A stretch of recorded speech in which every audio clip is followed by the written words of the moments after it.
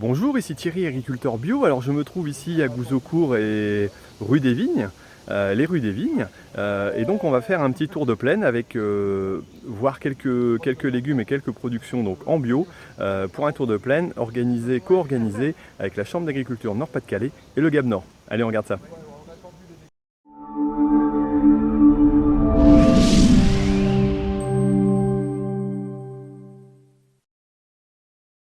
Alors ici on se trouve donc sur une parcelle d'endives. Alors elle est juste en cours de binage. Alors on peut voir les cordons vraiment très serrés qui ont été mis voilà, pour arriver à un binage le plus parfait possible. Et on a une levée relativement homogène. Alors il y a eu quelques petits soucis au niveau du brûlage à cause de forts vents. Alors on voit ici par exemple une route qui a été brûlée certainement un peu plus que d'autres. Voilà, comme celle-ci qui l'a été moins. Bon, pour autant la parcelle est très propre. Bon, il y a quelques problèmes de chardon ailleurs, donc ça pose souci, mais sinon dans l'ensemble la parcelle est tout à fait propre. Et ici à côté on a un blé qui a été passé à l'essimeuse, donc pour essayer d'éviter, j'allais dire, le développement de certaines mauvaises herbes qui dépassaient, entre autres aussi peut-être des chardons. Et bah là on peut voir que le haut du blé a été légèrement essimé, voilà, coupé, alors très légèrement, hein, ce qui fait un drôle d'aspect, comme si ça a été rasé un petit peu. Voilà, mais simplement pour vous parler de cet outil-là qui peut être utilisé aussi pour éviter le développement de certaines plantes qui sont passées au-dessus, donc pour éviter un développement de graines. Alors ici on se trouve dans une parcelle de pois, production relativement peu courante en bio, tout au moins dans notre secteur. Là c'est pour une grande maison, donc conserverie française, et on peut voir leur développement qui est plutôt sympathique, si ce n'est le problème de sécheresse qu'on peut voir actuellement. Alors là on peut remarquer quelques problèmes de pucerons, et on a des craintes sur éventuellement les tordeuses qui pourraient être aussi causer des dégâts ici dans la parcelle. Ici au niveau de l'implantation, donc aux alentours du 5 à 10 mai, le but est que ça lève le plus rapidement possible afin de concurrencer, j'allais dire, les mauvaises herbes. Profondeur 7 à 8 cm, le plus profond possible, avec 2 ou 3 faux semis, plus 2 passages de RC tri, donc un juste après la levée, et puis un à peu près à 4 à 5 cm et 4 jours après, pour limiter au maximum la concurrence de mauvaises herbes. Alors ici, si ce n'est le problème, j'allais dire, du sec, sinon la parcelle est vraiment bien implantée, avec des soucis éventuellement de mercurial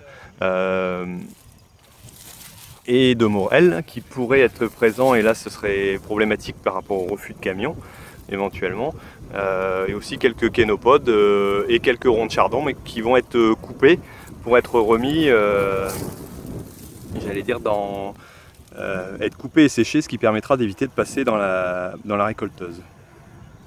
Alors, autre parcelle de pois qui elle a été semée une quinzaine de jours avant l'autre, donc on voit une différence énorme au niveau du développement, hein.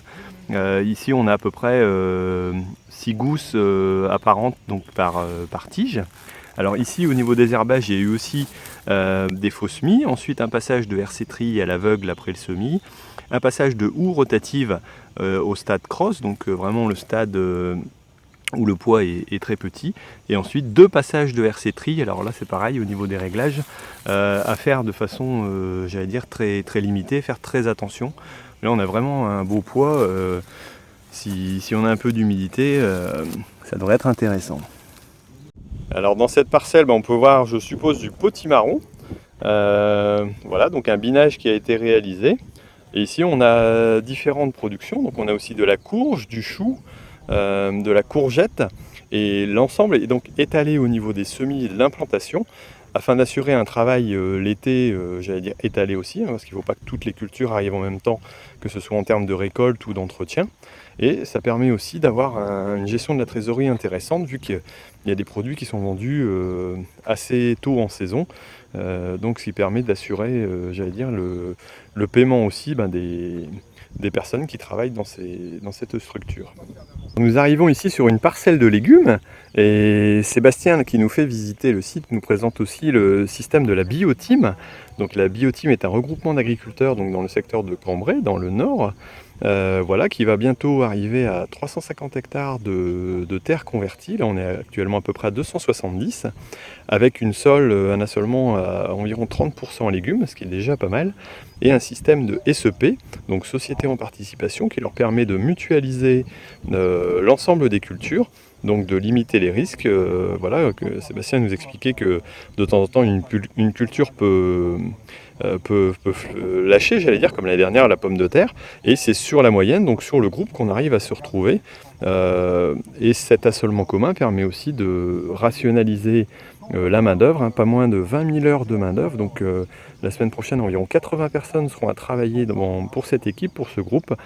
Et donc là, il y a vraiment une optimisation. C'est un groupe très dynamique qui est très intéressant à suivre et qui a adopté vraiment une politique, j'allais dire, très progressive et qui atteint vraiment des surfaces intéressantes en mutualisation. Alors ici, on se trouve dans les maïs, plutôt bien implantés par rapport à l'année. On voit une certaine régularité, on n'a pas tellement de creux. Alors on a quelques problématiques au niveau chardon. Alors la question qui était posée ici, c'est est-ce qu'il ne faut pas mettre un peu de trèfle éventuellement, s'il y a plus de trous que dans cette parcelle-ci, pour couvrir et donc éviter un salissement par les morels, éventuellement d'autres plantes. Donc dans ce cas-là, le trèfle pourrait être implanté, j'allais dire, dans la culture comme ici, pour pallier éventuellement à des trous et éventuellement apporter un peu d'azote et couvrir le sol tout au moins. Bon bah écoutez, on arrive à la fin de cette vidéo, alors j'espère que vous l'avez trouvée intéressante. Vous avez pu voir différentes cultures, mais aussi l'intérêt éventuellement de se regrouper pour travailler la bio. Et on a vu vraiment avec la BioTeam un bel exemple d'organisation commune, voilà, qu'on voudrait voir se développer, et avec un développement aussi d'aspect coopératif derrière, pour essayer d'éviter de faire les mêmes erreurs que dans le conventionnel, donc essayer de garder la marge pour le producteur. Et ben voilà, écoutez, moi je vous laisse, je vous dis donc à bientôt pour une autre vidéo sur l'agriculteur bio, et d'ici là, portez-vous bien, allez salut!